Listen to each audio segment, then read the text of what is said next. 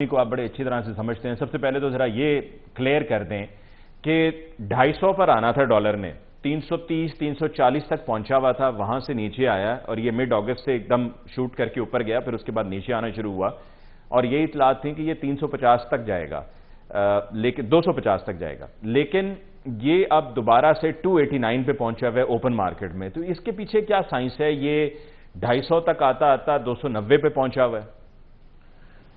یہ سردیوں کا بخار ہے میرے بھائی,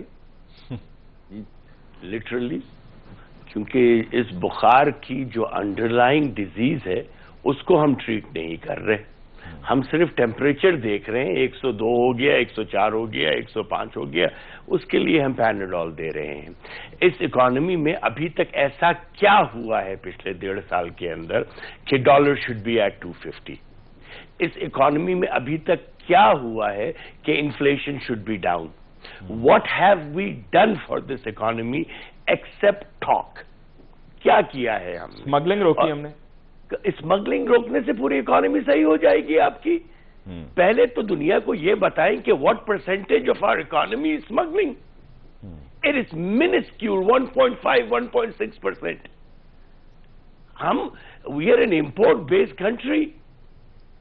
ہم تو کھلے عام امپورٹ کرتے ہیں. اسمگلنگ اس وقت بڑھ جاتی ہے جب آپ کے پاس ڈالرز ہوتے نہیں ہیں. سمپل سی بات ہے. اور اگر کوئی یہ سمجھتا ہے کہ الیکشن کے فوراً بعد کوئی میجیکل وانڈ ہوگا, دیکھیے سب میں بڑا پرابلم علی ہمارے پاکستان میں کیا ہے کہ ہم ہر چھوٹی سی اچھائی کو جنت بنا کر پیش کرتے ہیں.